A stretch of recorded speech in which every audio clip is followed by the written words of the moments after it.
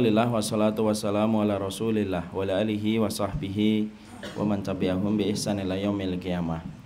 Ikhwan ikhwati yang semoga Allah rahmati, saudara-saudaraku yang sangat saya cintai karena Allah Subhanahu wa taala. Alhamdulillah tentunya kita senantiasa bersyukur kepada Allah atas seluruh nikmat yang Allah berikan kepada kita. Dan di antara kenikmatan yang Allah berikan kepada kita yang senantiasa kita syukuri adalah kenikmatan Allah untuk terus memberikan kebaikan untuk kita, walaupun kita sering mengganti setiap kenikmatan dengan kemaksiatan. Kita dikasih kenikmatan pagi, sorenya kita sudah bermaksiat. Kita dikasih kenikmatan malam, tengah malam kita sudah berbuat dosa. Tapi itu pun tidak menghentikan laju kebaikan yang Allah berikan kepada kita. Betapa sempurnanya kita memiliki Allah dan betapa beruntungnya kita memiliki Allah yang telah memberikan seluruh kebaikan pada kehidupan kita. Kepadanya tentunya kita terus menggantungkan urusan kehidupan kita, dan kepadanya kita selalu berterima kasih dan bersyukur, dan semoga Allah tidak pernah meninggalkan kita, dan semoga Allah terus memberikan kenikmatan dalam setiap kehidupan kita. Dan tentunya yang kita syukuri itu adalah kenikmatan yang kita syukuri bukan kenikmatan sandang ataupun pangan semata, tapi yang kita syukuri adalah kenikmatan-kenikmatan ketika kita diberikan kenikmatan pada ibadah. Kita duduk di majelis ilmu, menikmati sholat yang kita selenggarakan, mampu bangun tengah malam, mampu bangun ketika sholat subuh, mampu menutup aurat, mampu mendengarkan apa yang disampaikan Allah dan Rasulnya, maka itu merupakan kekuatan yang Allah berikan kepada kita, bukan karena hebatnya kita dalam iman dan bukan pula karena supernya kita di dalam takwa, tetapi karena hebatnya Allah menolong kita selaku hamba yang beriman.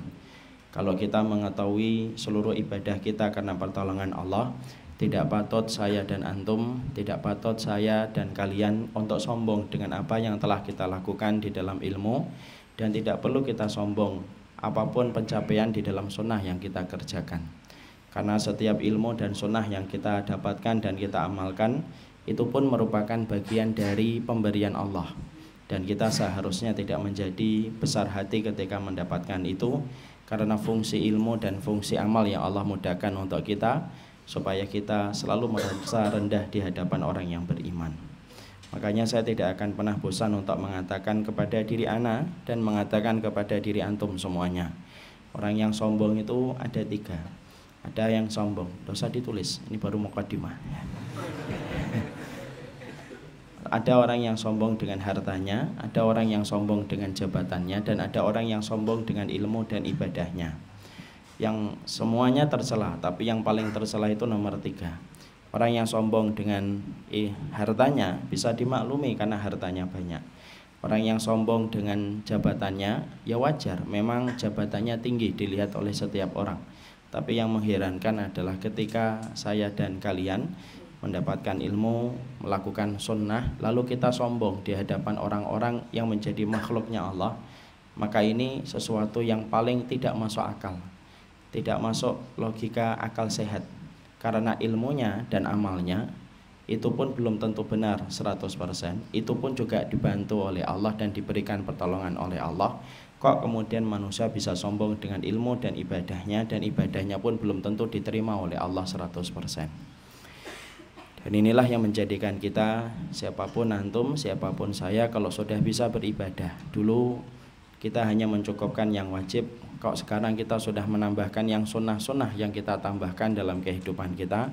Semoga yang sunnah yang kita lakukan, ilmu yang kita dapatkan, semakin kita merasa rendah di hadapan orang yang beriman, karena fungsinya ilmu semakin banyak kita dapatkan, harusnya semakin merunduk hati dan jiwa kita, terutama kepada hamba-hamba beriman yang lainnya.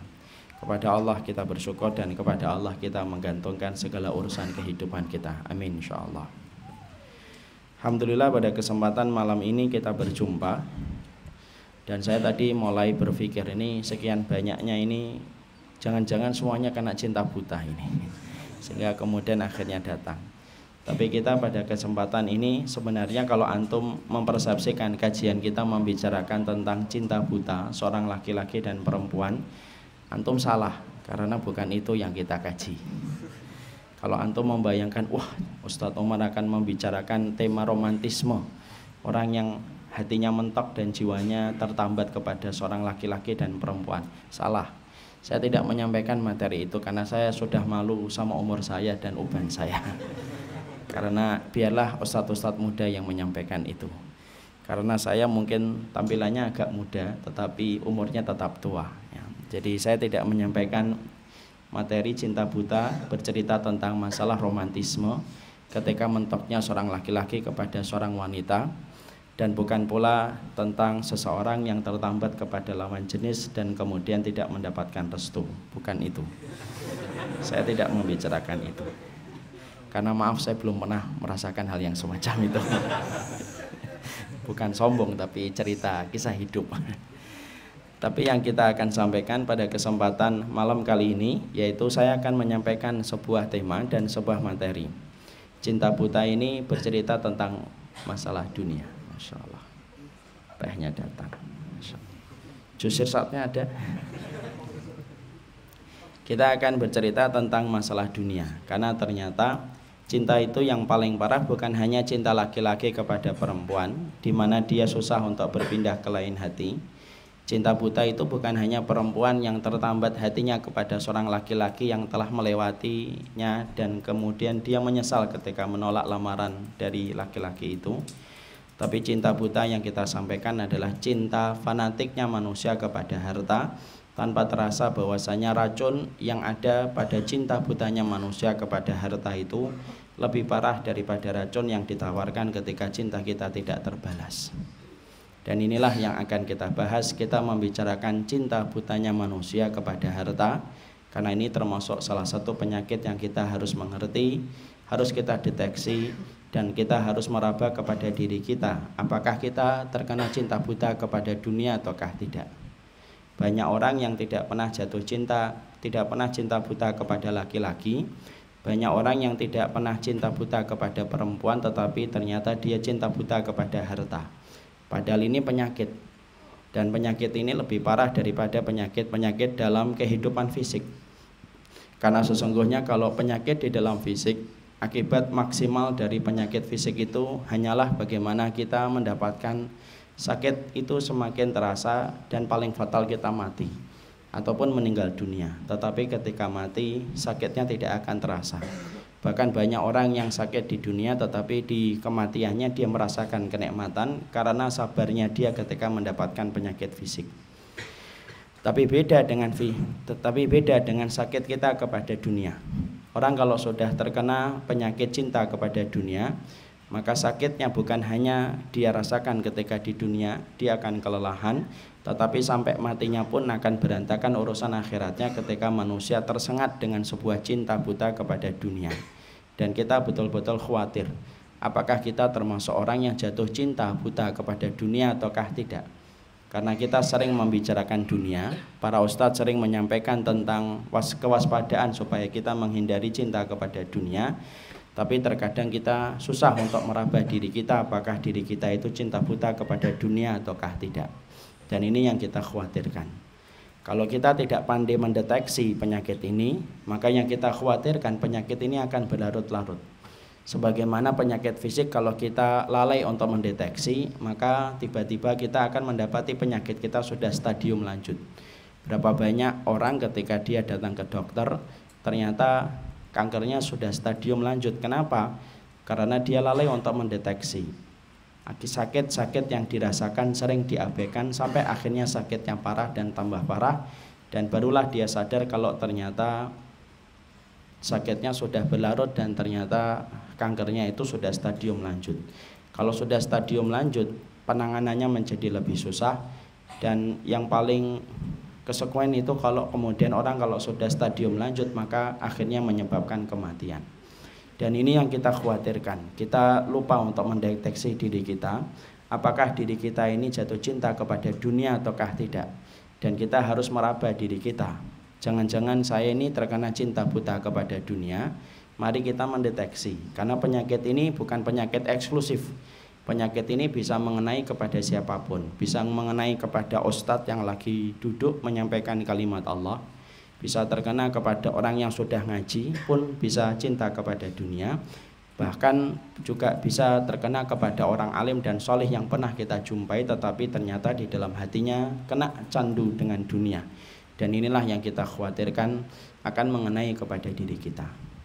Makanya pada kesempatan hari ini kita akan mencoba menerangkan. Sebenarnya ini nasihat untuk diri saya sendiri, tapi moga-moga bermanfaat bagi antum.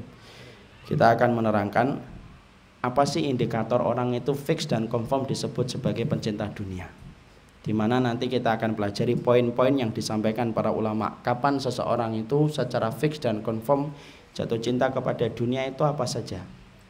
Dan kita pengen bahas itu satu persatu, kita raba diri kita. Moga-moga kalaupun kita mendapatkan indikator itu ada di dalam hati kita, cepat ditangani, cepat diluruskan, supaya kerusakan tidak menimpa kepada kehidupan kita di dunia dan di akhirat. Dan itu yang kita harapkan. Tapi sebelum kita membahas indikator-indikator orang itu disebut sebagai pecinta dunia dan disebut sebagai budaknya dunia. Jadi budak itu bukan hanya bucin, budak cinta, tapi ada yang kedua yang disebut dengan budak dunia, dan budak dunia itu lebih parah daripada budak cinta. Sebelum kita membicarakan indikator apa saja orang itu disebut sebagai budaknya dunia, maka kita harus paham impact kalau seseorang itu terkena cinta kepada dunia itu apa. Ini terutama untuk kalian anak-anak muda ataupun saya yang menuju kepada masa tua. Kita ini kadang-kadang tidak mengerti impact dan implikasi kalau saya terkena cinta dunia itu apa saja yang kita akan peroleh. Kalau kemudian kita nanti mengetahui ini, maka kemudian kita akan tahu gambaran keburukan yang didapatkan seseorang itu kalau dia sampai menjadi budaknya dunia. Dan ini kita bahas mengulang saja dari beberapa penjelasan yang mungkin sudah disampaikan oleh para ustadz. Tapi kita mengulang sedikit supaya kita paham. Kalau orang itu sudah tersengat dengan cinta kepada dunia, maka satu persatu kerusakan akan dia peroleh dan dia dapatkan, dan kita khawatir itu pula yang kita dapatkan pada kehidupan kita. Apa itu ustadz dampak negatifnya kalau orang itu sudah tersengat dengan sengatan dunia? Karena dunia itu sesuatu yang paling menipu itu ya dunia. Tidak ada pemain yang paling menipu dalam kehidupan manusia kecuali adalah dunia. Makanya sampai Allah mengulang di dalam Al-Quran beberapa kali di dalam ayatnya, mata ul gurur, kesenangan yang menipu itu adalah dunia. Dan Allah kalau sudah mengatakan menipu, berarti hakikatnya itu betul-betul menipu, karena kerugian yang didapatkan itu luar biasa besar. Sekarang mari kita bedah. Kalau orang itu terkena virus cinta kepada dunia, apa yang pertama? Yang pertama yang didapatkan, segala kerusakan itu dimulai dari kecintaan kepada dunia. Ternyata para ulama menyampaikan hubbud dunya ra'su kulli khati'atin. Sesungguhnya cinta kepada dunia itu pangkal dari semua kerusakan kehidupan manusia. Itu selalu ujung-ujungnya itu muaranya, sebabnya itu kecintaan kepada dunia. Antum dapati ada orang sampai dia menjual dirinya, itu pasti ada kaitannya dengan dunia.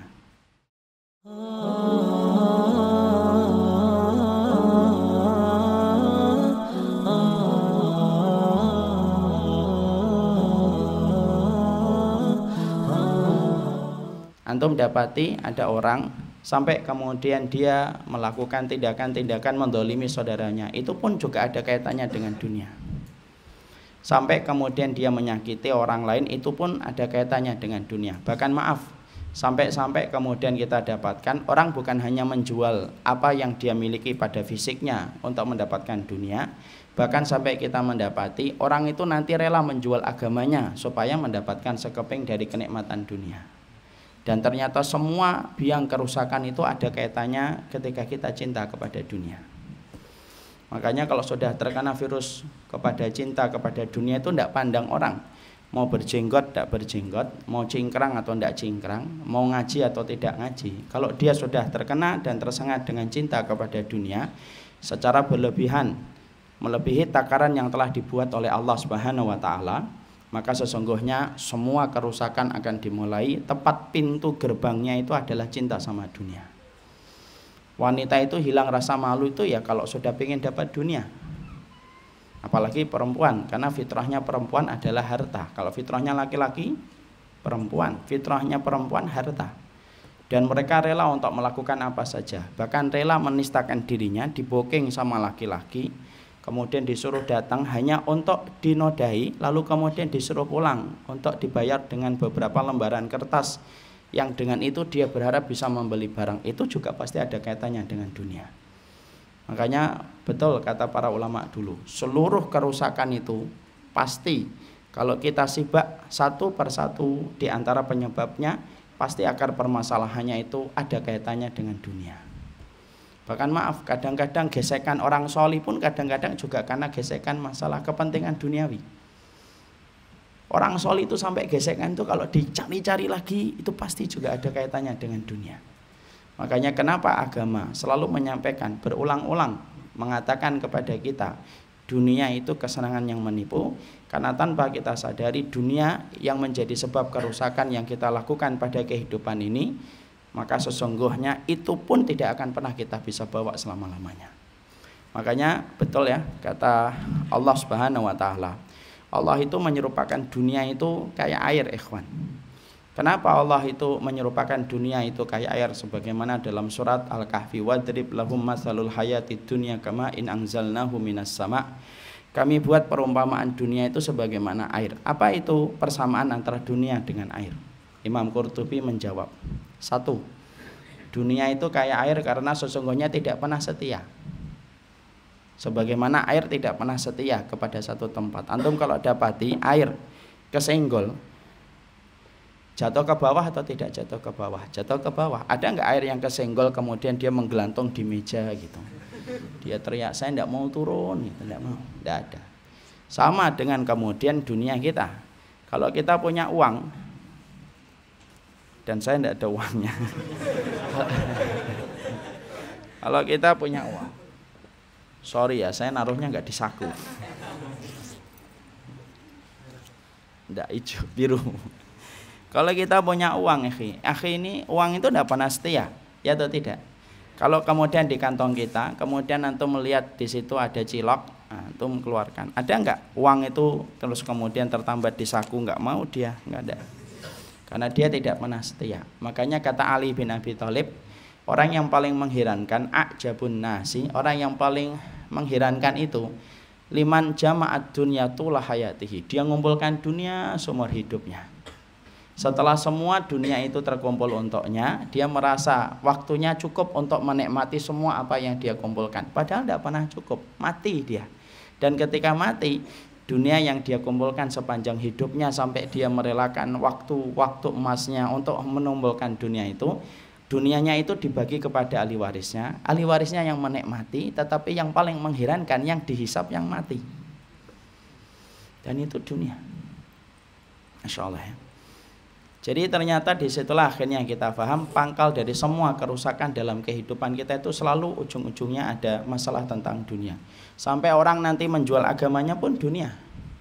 Bahkan Rasulullah itu mengatakan jualan yang paling laku di akhir zaman itu jualan agama. Jualan yang paling laku itu jualan agama. Masa sih Ustadz? Iya. Mana dalilnya antum mengatakan bahwasanya jualan yang paling laku itu jualan agama? Rasul yang menyampaikan, bukan kita. Dalam hadis riwayat Muslim, badiru bil amali fitanan kakita'il lailil mudlim asbahar rajulu mu'minan wa amsa kafiran wa amsa mu'minan wa asbaha kafiran.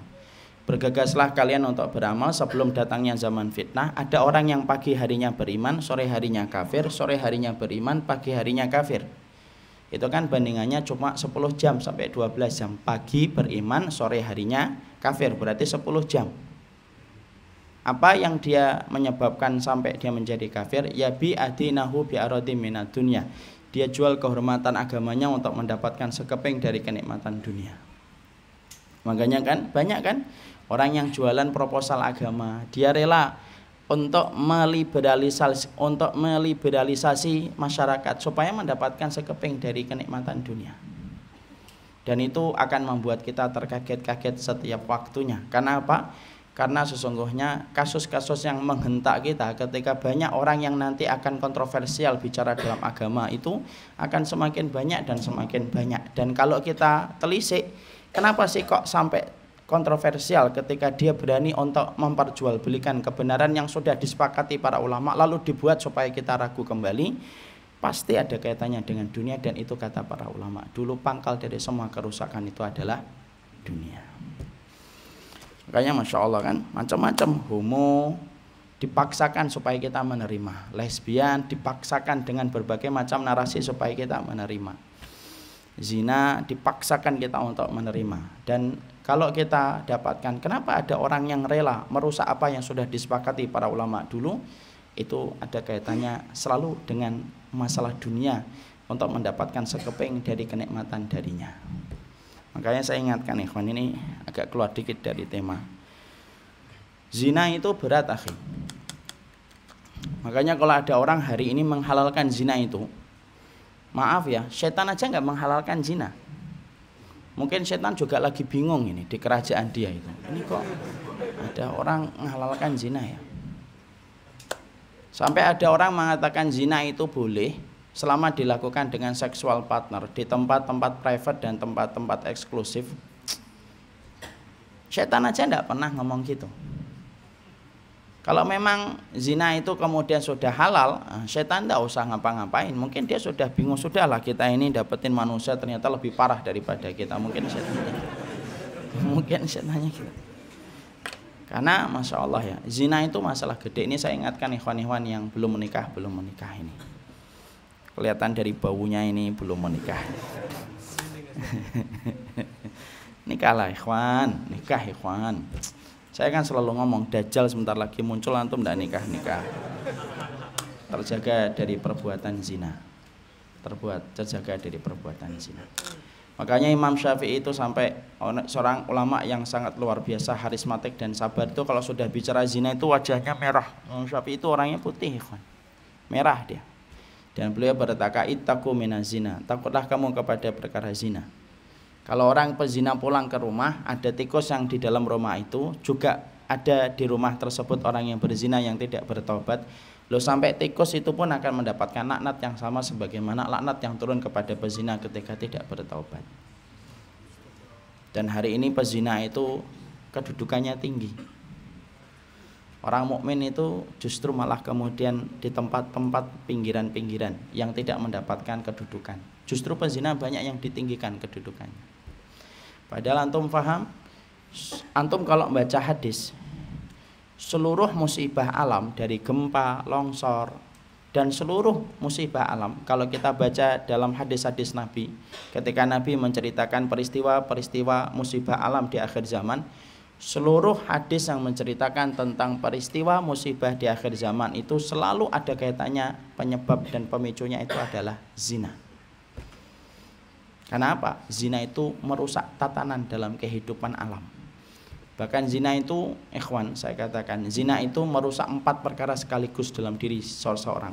Merusak agama, merusak nasab, merusak kehormatan, merusak akal. Ini 4-4-nya rusak sekaligus kalau orang sudah berzina. Jadi agamanya rusak, akalnya rusak. Karena kemudian dia berani menodai kehormatan orang sebelum pernikahan. Kehormatannya rusak. Bagaimana ada seorang perempuan membuka kancing bajunya sama orang yang belum pernah berkomitmen apapun untuk dirinya. Lalu kemudian apa? Nasabnya rusak.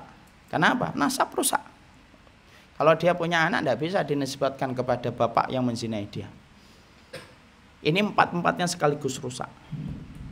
Dan itulah bagaimana bahaya zina dalam kehidupan manusia. Makanya kembali ke poin yang pertama, impact kalau kemudian orang itu cinta sama dunia itu pangkal dari semua kerusakan itu selalu ada kaitannya dengan masalah cinta kepada dunia secara berlebihan. Yang kedua, impact yang kedua, orang kalau kemudian sudah cinta kepada dunia, yang kedua itu apa? Yang kedua, orang kalau sudah jatuh cinta kepada dunia itu yang kedua, maka dia akan berada dalam kondisi kekurangan terus. Dan Allah tidak akan pernah memberikan kata cukup kepada mereka yang telah menempatkan cinta hatinya dan cinta jiwanya kepada sesuatu selain Allah. Dan kalau antum menempatkan tandingan Allah itu adalah dunia, maka antum akan disiksa oleh dunia sebagaimana saya pun akan disiksa oleh dunia kalau kemudian mendatangkan tandingan bagi Allah. Ingat ikhwan, Allah itu maha pecemburu. Makanya kalau Allah itu maha pecemburu, kalau kita berani mendatangkan tandingan bagi Allah, maka kita akan dihukum oleh Allah dengan apa yang kita datangkan bagi tandingan Allah. Antum dan saya, akhwat dan saya, kalau sudah jatuh cinta sama manusia, melebihi cinta kita kepada Allah, biasanya manusia itu yang akan menyiksa kita dan menghukum kita. Karena apa? Allah yang menjadikan apa yang kita jadikan tandingan bagi Allah itu menghukum kita. Kalau kita tidak jatuh cinta sama manusia berlebihan, tapi jatuh cinta sama dunia, kata Imam Ibnu Qayyim, Allah akan jadikan dunia yang lancang kamu datangkan untuk menjadi tandingan bagi Allah, maka kamu akan disiksa dengan hukuman berat dengan dunia yang kamu datangkan menjadi tandingan bagi Allah. Makanya apa? Orang yang kemudian cinta sama dunia tidak akan pernah ada kata cukup. Karena yang memberikan kecukupan itu bukan nominal rupiah, yang memberikan kecukupan itu bukan jumlah dan kuantitas, yang memberikan kecukupan itu Allah. Karena kata hasbuh, kecukupan itu yang memiliki Allah, dan Allah tidak akan pernah memberikan kecukupan kepada mereka yang telah menggantungkan hidupnya kepada dunia, cinta berlebihan dia kepada dunia, maka pada saat itu pula dia disiksa oleh Allah dengan kekurangan dan kekurangan yang tidak akan pernah tercukupi kecuali dia kembali lagi kepada Allah. Makanya Rasulullah kan mengatakan dalam hadis yang sangat indah. Rasulullah mengatakan dalam hadis riwayat Baihaqi, "Mangkanat hamuhud dunya ja'alallahu faqrahu baina ainaihi." Orang kalau sudah jatuh cinta sama dunia, dijadikan kacamata kefakiran itu tepat di pelupuk matanya, ikhwan. Dia dapat 50, dia akan minta 100. Dia dapat 100, dia akan minta 1 juta. Dikasih 1 juta, dia akan minta 2 juta. Dikasih 2 juta, dia akan minta 10 juta. Dan dia akan berada dalam masa-masa kefakiran. Kenapa? Hukuman Allah lembut. Jadi orang kalau sudah berani lancang mendatangkan bagi tandingan Allah itu dunia, lembut, tidak langsung disiksa dengan gempa, tidak langsung disiksa dengan longsor. Allah siksa hatinya. Bagaimana kemudian dia melihat dunia itu terasa kurang dan tidak pernah ada kata cukup. Masya Allah, sampai Nabi mengatakan kacamata kefakiran tepat di pelupuk matanya. Akhirnya tidak pernah cukup. Bahkan kalau dia menggenggam 1 miliar, dia akan membayangkan 2 miliar. Kalau dia menggenggam 2 miliar, dia akan membayangkan 3 miliar. Terus tidak akan ada kata selesai. Karena apa? Pecinta dunia itu tidak pernah diberikan oleh Allah kecukupan ketika telah mengganti keridhaan Allah dengan kecintaan dia kepada dunia. Masya Allah, ngeri. Makanya akhirnya kita dapatkan dalam beberapa kesempatan ya, kita dapatkan ya. Kenapa ada orang itu sampai korupsi, sampai ratusan miliar, sampai triliunan, dia mampu untuk korupsi dan mengambil uang yang bukan haknya. Padahal hidupnya tidak terlalu lama, kemudian kesenangannya pun masih bisa untuk kemudian dinilai dengan nilai mungkin hanya puluhan miliar. Tapi kenapa sampai ratusan miliar kemudian dia korupsi dan dia ambil yang bukan haknya? Simple dan sederhana. Karena sesungguhnya dia menumpuk yang begitu banyak. Karena sesungguhnya Allah mencabut sifat cukup pada hatinya dan jiwanya. Makanya maaf ya ikhwannya, kadang-kadang itu ada yang nanya sama saya, "Ustadz, saya ini seorang ikhwan, ada seorang ikhwan pintar tapi hartanya dia itu tidak terlalu lapang rezekinya." Pernah itu satu waktu jalan sama saya nanya, "Kenapa ya kita diberikan keterbatasan rezeki, Ustadz?" Kadang-kadang ikhwan, Allah itu ngasih kita keterbatasan rezeki kalau kita menerimanya dengan ridho. Karena orang yang terbatas rezekinya itu kadang-kadang konsep bahagianya itu jadi lebih sederhana. Dan konsep bersyukurnya pun tidak terlalu muluk-muluk. Coba antum saya jarang memegang uang 1 miliar. Ada uang di kantong kita 50.000, kita sudah syukuri ikhwan. Tapi bagi orang yang terbiasa ngomong proyeknya itu puluhan miliar, mungkin ada uang 100.000 di kantongnya, mungkin dia tidak akan pernah merasa bersyukur. Kenapa? Alah 100.000 itu buat apa? Karena dia terbiasa memegang yang banyak. Jadi kalau ada orang kadang-kadang disedikitkan hartanya oleh Allah itu apa? Kenapa? Supaya dia itu konsep bersyukurnya tidak terlalu muluk-muluk, konsep bahagianya itu jadi gampang. Kalau kayak kita ini konsep bahagianya kan gampang kan? Makan di warteg Jayabahari udah seneng makan, Masya Allah. Tapi bagi orang yang kemudian terbiasa megang uang gede puluhan miliar, mungkin kemudian tidak bisa makan di situ. Bahkan maaf, bukan hanya makan, sampai kemudian tidur pun kemudian dia harus menyuplai dengan obat-obat yang banyak hanya untuk bisa tidur. Kalau antum kan di majelis taklim aja tidur. Saya minum teh dulu. Enggak lah, antum enggak di majelis taklim. Si sholat Jumat. Maka kemudian begitu. Makanya lihat kadang-kadang kalau kita sedikit hartanya itu, maaf ya, dapat telur 1, kita bagi jadi 2, yang pagi untuk sarapan, yang pagi untuk siang. Nikmat rasanya. Makanya kecukupan itu tidak pernah Allah berikan kepada orang yang telah berani dan lancang secara biadab. Dia mengganti ridhonya Allah, kemudian diganti supaya mendapatkan dunia terus dalam hidupnya.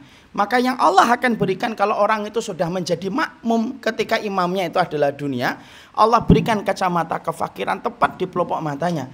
Makanya proyek ratusan M pun tidak akan pernah mencukupi dirinya.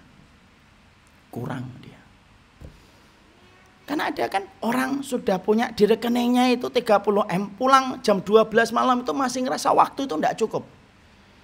Di rekeningnya ada 30 M, Allah minta 10 hari di waktu terakhirnya Ramadan untuk itikaf, putus sebentar lah dari dunia.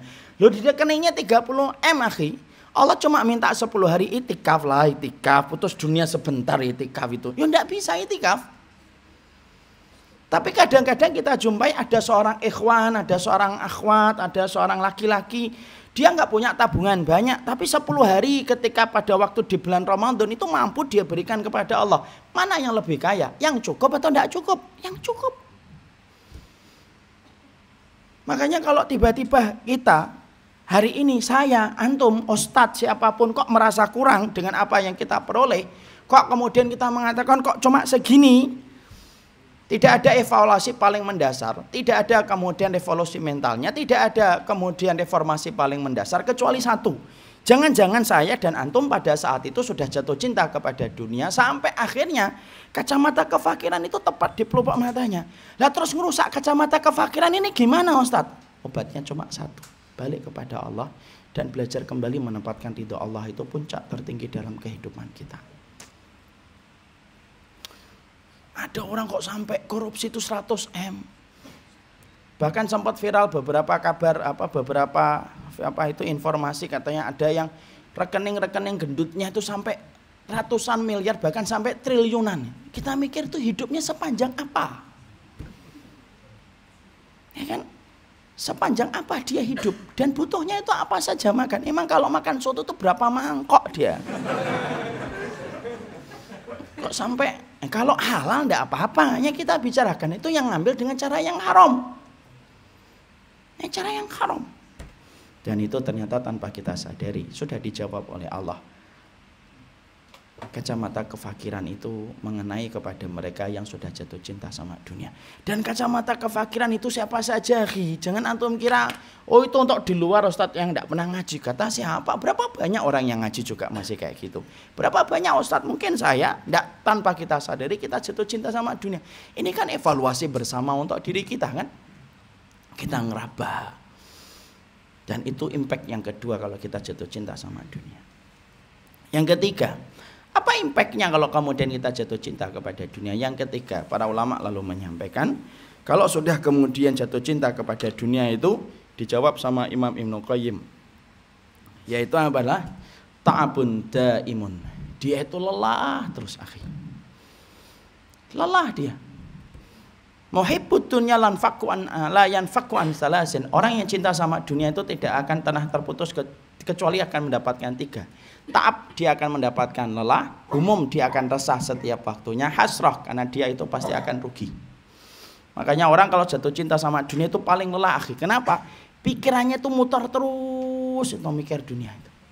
Sampai waktu yang Allah berikan kepadanya tidak akan pernah merasa cukup.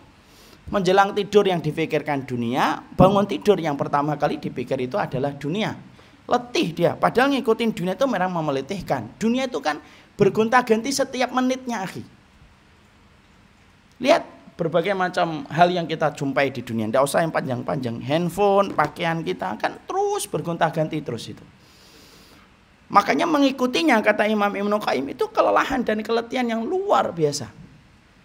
Karena apa? Dunia itu kata para ulama dulu ibarat bayangan kamu, semakin kamu kejar semakin dia akan dapat.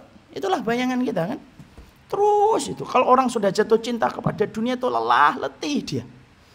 Tapi dia nggak sadar. Sebagaimana orang kalau laki-laki sedang jatuh cinta kepada perempuan, dan perempuannya belum menerima cinta dari sang laki-laki, dia tuh pasti keletihan laki-lakinya.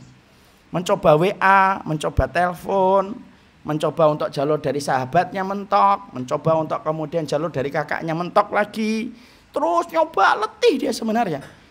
Dia kemudian ketika baru di masjid sudah dibuka, jangan-jangan ada WA dari dia dilihatin terus. Saya nggak nyindir antum. Kelelahan dia, sama dengan orang yang cinta sama dunia itu gitu. Terus dia ngikutin pergerakan terus gitu. Makanya tadi saya sampaikan, sampai Allah kemudian meminta waktu-waktu kepadanya, dia pernah bisa mengasih kepada Allah.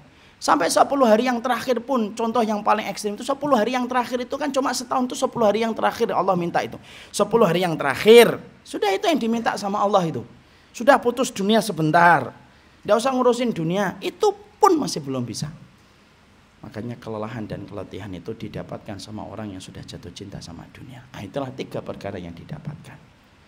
Setelah kita mengerti 3 ini, baru kemudian kita mulai meraba. Ustadz, apa sifat itu yang menjadikan orang itu fix dan confirm sebagai pencinta dunia? Ada 5 sifatnya. Jadi kalau ada orang nanti ngeraba-ngeraba dirinya ini, saya ini apakah pecinta dunia atau tidak? Antum dan saya secara sah dan meyakinkan itu menjadi pecinta dunia kalau kita mendapatkan 5 perkara. Ini akan kita bahas. Nanti maaf ya, 5 perkara ini antum jangan pakai untuk menghakimi orang lain. Antum langsung WA kakak antum, bang dari kajian kita hari ini bang, kelihatannya abang itu budaknya dunia. Jangan gitu. Atau malah yang parah itu langsung ustadz, kelihatannya ustadz itu yang pecinta dunia. Jangan gitu. Kita meraba diri kita sendiri. Ada 5 perkara. Yang pertama, orang itu dikatakan fix dan confirm dia itu pecinta dunia itu kapan? Yang pertama adalah ketika dia menggunakan hal-hal ibadah dan ketaatan yang harusnya untuk mendapatkan kehidupan akhirat yang lebih baik, tetapi dia jadikan ibadah dan akhiratnya itu untuk mendapatkan dunia yang dia ingin peroleh. Paham atau tidak paham? Tidak paham, tidak apa-apa, memang gitu. Belum dijelasin, tulis dulu. Saya ulang lagi. Yang pertama, orang itu ketika fix dan confirm dia itu pencinta dunia itu apa? Dia menjadikan setiap ibadahnya dan ketaatan yang dia kerjakan yang harusnya untuk membangun kehidupan akhirat yang lebih baik, tapi dia pakai ibadahnya dan akhiratnya itu untuk mendapatkan dunia yang dia inginkan. Nah, ditulis dulu.